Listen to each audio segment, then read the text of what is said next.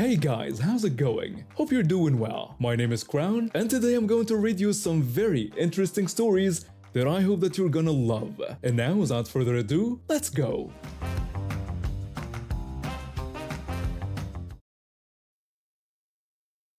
I've lived in Savannah, Georgia my whole life. My grandfather built our house on Madison Square back in the 1890s, and it's been in our family ever since. I take pride in maintaining its historic charm. The ironwork, the wood floors, the tall windows that catch the afternoon light. Living in Savannah's historic district means you get used to film crews. They come here because our city is perfect for period pieces. Wide streets, parks, homes that haven't changed much in a century. Usually it's a good arrangement. The production companies pay us homeowners a fee for the trouble, we follow their rules about keeping modern items out of sight, and everyone goes home happy. That changed in the spring of 1979. I was in my garden when a city official knocked on my door. He handed me a letter and told me he was delivering a notice about a film production in the neighborhood. I skimmed the document while standing on my porch. It detailed how a major television network would be filming a movie about the aftermath of Lincoln's assassination. They'd be shooting in our area for several weeks. What caught my attention was the missing mention of the usual compensation. I asked the official about the missing information regarding payment to homeowners. He explained that the production company wouldn't be providing compensation this time. He added that the city felt it was our civic duty to allow them to use our property as a backdrop. I protested, calling the situation ridiculous and pointing out that every other production had paid.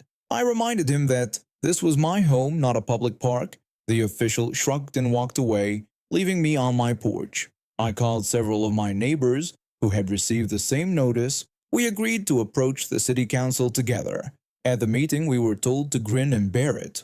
The mayor cited the prestige and economic benefits the production would bring to Savannah. Most of my neighbors accepted this decision, but I wasn't having it. The first day of filming arrived. I parked my Cadillac in my driveway, knowing it would ruin their 19th century aesthetic. Within an hour, a production assistant was at my door. The assistant told me I needed to move my vehicle because they were about to begin shooting. I said this was my property and I would park where I pleased. The assistant tried reasoning with me, asking me to be reasonable because they had a schedule to keep. I said I was being reasonable and told them if they wanted to use my home, they should pay me the standard fee like everyone else does. They called the police, who sided with the production company. My car was towed at my expense. I was mad. The next day I talked to a lawyer who told me that the city had given the production company certain rights. I could file a lawsuit, but it would be costly and time-consuming. I needed another approach. For the next week, I watched their filming schedule. I noticed they were focused on capturing the row of homes facing the square, including mine. They'd invested lots of time and money in these shots. The perfect opportunity came when they scheduled a major scene directly across from my house. The night before, I went up to my attic and found something my grandfather had brought back from World War II. A large Nazi flag he'd taken as a trophy. He'd never displayed it, just kept it as a historical artifact. When the film crew set up their equipment the next morning, I waited until I heard the director call, "Action!" Then I opened my second-floor window and hung out the massive red flag with its black swastika. The reaction was immediate. The director yelled for everyone to cut the scene. The crew turned to stare at my house. The director walked toward my property. He told me to take the flag down, saying I was ruining their shoot. I told him about my First Amendment rights, saying I could display whatever I wanted on my own property. The director asked if I had any idea how much money I was costing them. He said they might have to scrap days of footage if that flag was visible in previous shots. I said it sounded like an expensive problem and suggested they should have considered paying homeowners like every other production does. The director walked off to make phone calls. Within hours, the production manager, city officials, and even the mayor were at my doorstep. The production manager said they could sue me for sabotaging their production. I said I was exercising my constitutional rights on my private property and that my lawyer would love to debate this in court. The mayor asked me to be reasonable, saying this film was important for our city's reputation and economy. I pointed out how my civic duty suddenly mattered so much, yet the city didn't think twice about letting this company use our homes for free. Finally, after hours of back and forth, they gave in. The production manager presented me with a contract guaranteeing payment not just for me, but for all homeowners whose properties appeared in the film. Only after my lawyer reviewed and approved the document did I take down the flag. The crew finished filming quickly after that, eager to leave our neighborhood. Months later, when the movie aired on television, I invited my neighbors over for a viewing party. We laughed as we spotted what looked like a tiny red blotch in the background of several scenes. They hadn't caught all the footage with my flag. Word spread about my stand against the production company. Other homeowners in historic districts across the South contacted me for advice when similar situations arose. The story became a local legend. What most people don't know is that I never spent the money they paid me. I donated it to the Savannah Historic Foundation. It wasn't about the money, it was about respect. My home isn't just a backdrop for someone else's vision. It's where I live. It's my history. And sometimes you have to raise a flag to make people see that. Last spring, I finished my minor hockey career, which meant I had to enter men's league hockey. I played organized hockey since I was 5, working up through the ranks until I reached the highest level in my area. Once you age out of minor hockey, you have to find somewhere to play on your own. In November, I joined a local hockey Facebook group to find a place to play. That evening, I saw a post from someone looking for players for a casual game at a local arena, 10 p.m. on Sunday night. It seemed good, late enough to finish my weekend homework for college and still get to the rink with plenty of time. I commented on the post and the guy messaged me saying there was a spot available. He told me the cost was $20, which seemed fair for ice time. I was in. Sunday night, I got to the rink 30 minutes early. The organizer met me in the lobby and told me I was on the white team and to go to locker room 3. I went to the locker room and found several guys getting dressed, all wearing different jerseys. Nobody knew each other, just random hockey players looking for ice time. We talked as we got ready. One teammate asked if it was my first time playing here. I told him I just found the post on Facebook. Another guy said he was the same and had been looking for a casual game for weeks. When we went to the ice for warm-ups, I noticed something off. Our team had mismatched jerseys, but the opposing team wore matching custom orange jerseys with orange socks. They knew each other well. Their warm-up was coordinated, while our side was chaotic. The puck dropped and it was clear this wasn't the casual game that was advertised. The orange team had set plays, made good passes, and skated around us. They played like it was a playoff game. I handled myself okay since I played at a high level, but my teammates were struggling. The orange team played dirty. With no referee, they slashed wrists, tripped guys, and threw body checks. One orange player taunted my older teammate asking if he couldn't keep up. When my teammate said he thought this was no contact, the orange player said nobody told them that, and it wasn't their fault if we couldn't handle real hockey. As the game went on, the orange team got bored just outscoring us. They started targeting teammates with dangerous plays, hip checks along the boards, sticks to the back of legs, and blindside hits. Our team went from frustrated to concerned about safety. Another teammate said this was ridiculous and that he paid to play hockey, not to get hurt. By the second period, several teammates left after nasty hits, some limping, others just disgusted. The game ended early because we didn't have enough players left. We all paid $20 to get run over and mocked. I stayed in the locker room and sat next to the orange team's captain. I acted impressed with their team and asked how long they'd played together because they seemed coordinated.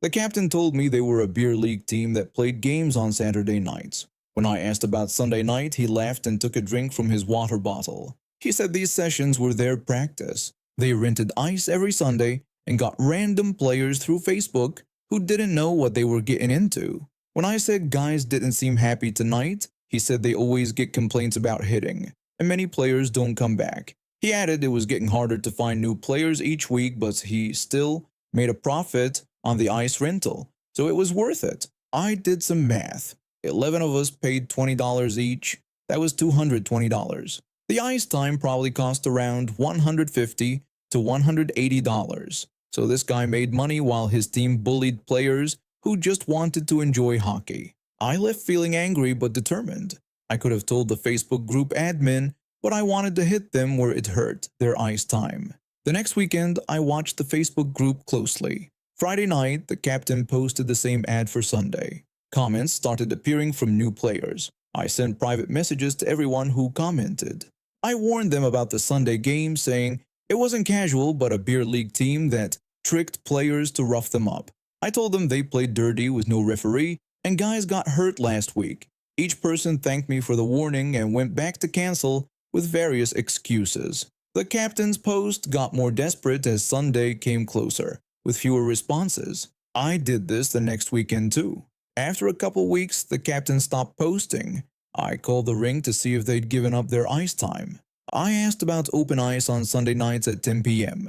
The attendant told me a beer league team practiced then, and it was the only open ice in winter. Learn to skate was on weekend mornings, minor hockey in afternoons and evenings, junior games at night, beer league on late Saturday, and this team on Sunday night. Nobody else wanted that time. That gave me an idea. If Sunday at 10 p.m. was their only practice time, what if I took it? I learned the captain booked sessions on Friday nights. Thursday evening I called the rink. I told them I wanted to book ice for Sunday nights at 10 p.m. for the next month for an adult learn to skate program. I used a fake name and company. The attendant said the time was usually booked by a regular team but they hadn't confirmed yet, so it was available. I took the slot for 4 weeks. The attendant said I could pay when I arrived Sunday. Now I controlled their ice time, but I didn't want to pay, so every Sunday morning I'd call the rink. I would cancel the learn to skate session,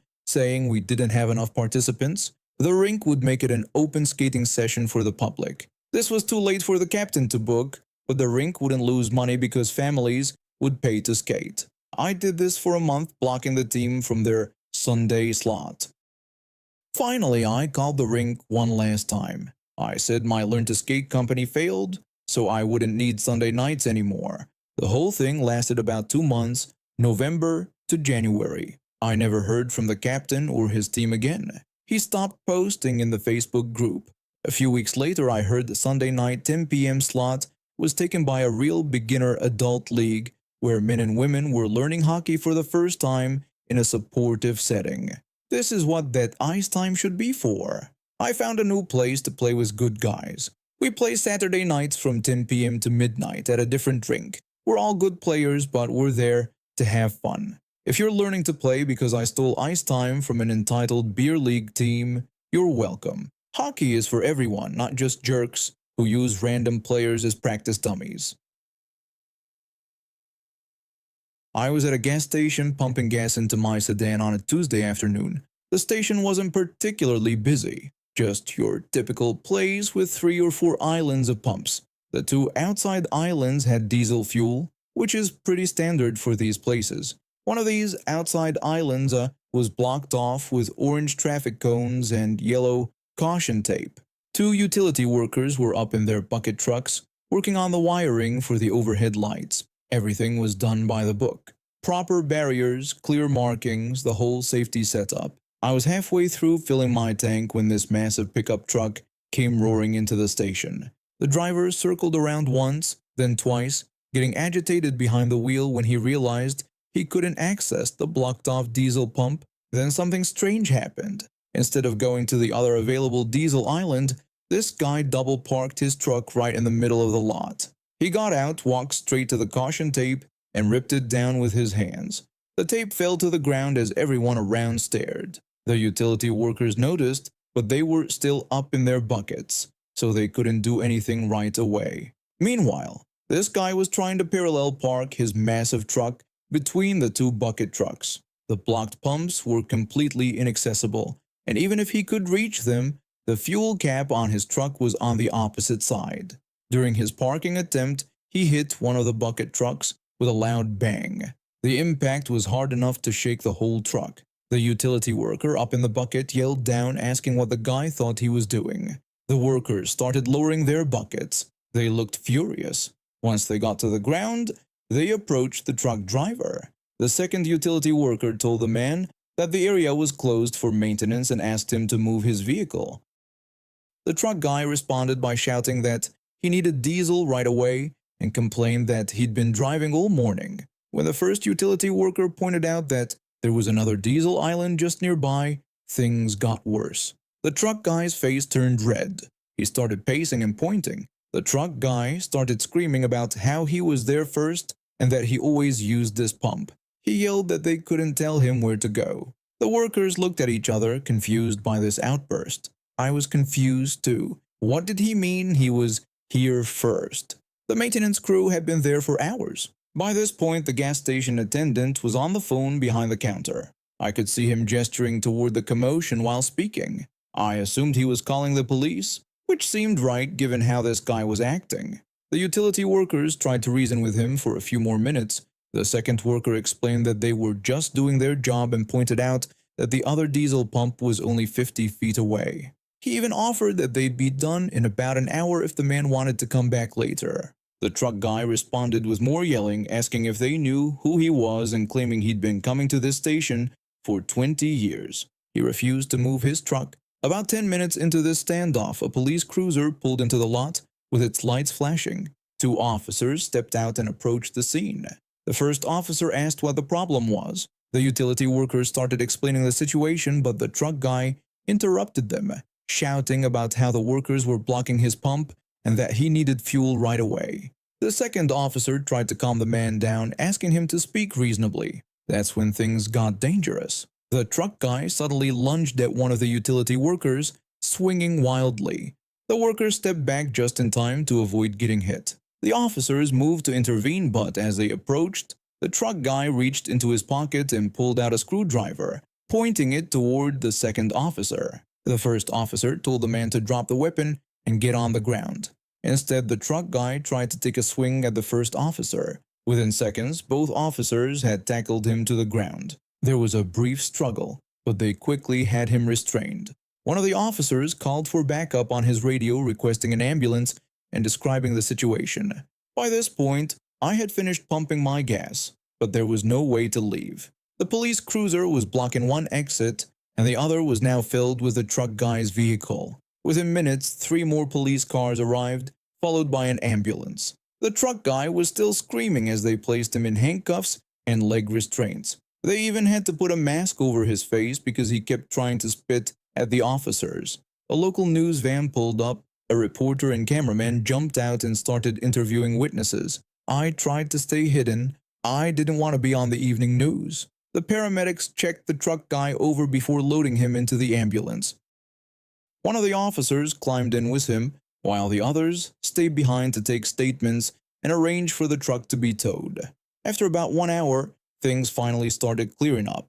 The police removed the truck guy's pickup, and I was finally able to leave. As I drove away, I wondered what had caused such an extreme reaction. Was it just entitlement, or was something else going on with him? Maybe drugs, maybe a mental health crisis. All I know is that wherever his truck ended up in the police impound, I bet he wishes he had just driven 50 feet to the other diesel pump. I ended up in a petty war over bathroom supplies during my senior year of college. I was paired with this guy in a suite-style dorm where we shared a bathroom but had separate bedrooms. From the beginning, I tried to be considerate. Whenever I noticed the toilet paper running low, I'd replace it without making a big deal. It's just common courtesy, right? I figured if I was nice about shared supplies, he'd return the favor. The first few weeks were fine, but then I started noticing something strange. I put a fresh roll of toilet paper in the bathroom, and within a day, it would be almost completely gone. At first, I thought maybe he had digestive issues. Not my business, whatever. But it kept happening. Every single time. I finally brought up the toilet paper issue with him. I mentioned how quickly it was disappearing after I put new rolls in and asked if everything was okay. He said sorry and promised he would start replacing it and contributing his own toilet paper too. I told him I just wanted to keep things fair between us. Did he follow through? Of course not. After about 2 weeks of continuing to supply toilet paper for what seemed like him and possibly his entire friend group, I decided to change tactics. I started bringing my roll with me to the bathroom and taking it back to my room afterward. This worked fine until I noticed another problem. My hand soap was disappearing way faster than it should have been. I didn't think much of it initially. Maybe I was washing my hands more often than I realized. But then came the moment that pushed me over the edge. One night I walked into the bathroom and spotted my hand soap bottle sitting on the floor of the shower. This wasn't a mistake. This dude had been using my hand soap as body wash. He didn't even try to hide it, couldn't even put it back by the sink. I stood there angry. We only had a few weeks left before graduation, and I really didn't want to deal with resident-assistant mediation or awkward talks when I was trying to focus on finals and job hunting. So I made a decision. Everything that belonged to me was coming out of that bathroom. Soap? Gone. Toilet paper? Gone. My shower caddy with shampoo and conditioner? Definitely gone. I kept everything in my room and only brought supplies in when I needed to use them. When graduation approached, we were all required to clean our dorms, including shared spaces like bathrooms. I knew my sweet mate wouldn't help. He'd been a slob the entire year. Hair all over the sink, toothpaste globs hardened onto the counter, shower that hadn't been scrubbed once. A few days before move-out, I returned to the dorm to start cleaning and noticed his bedroom door was open. The room was completely empty. No bedding, no clothes, no personal items. He had moved out early, but he'd left all his bathroom stuff behind. A bathroom rug, shower curtains, a small trash can, and a shower mat. I spent hours scrubbing that bathroom until it was spotless. The toilet, the shower, the sink, everything was cleaner than when we moved in. When I finished, I looked at all his abandoned bathroom items. Initially, I thought maybe he was planning to come back for them later. Lots of students can't fit everything in one trip and come back for the rest. But then I remembered all those months of stolen toilet paper and soap, and I made a decision. I gathered up all his bathroom items, took them to the laundry room, and washed everything thoroughly. Then I packed them neatly into my car along with the rest of my belongings. Were they technically his? Yes. Did I feel bad? Not even a little bit. I moved into my new apartment the next day and set up my bathroom with my own supplies plus his shower curtain, which was actually nicer than the one I had planned to buy, bathroom rug, and shower mat. The trash can went into my kitchen. Sometimes I wonder if he came back to get his things only to find an empty bathroom. Did he report the items missing? Did he assume the cleaning staff had thrown them away? Or did he realize that his toilet paper stealing, soap borrowing ways had finally caught up with him? I'll never know. But every time I step out of the shower onto that mat or glance at that shower curtain, I feel a small sense of justice. And now we have reached the end of today's stories. Thank you for watching, and see you next time.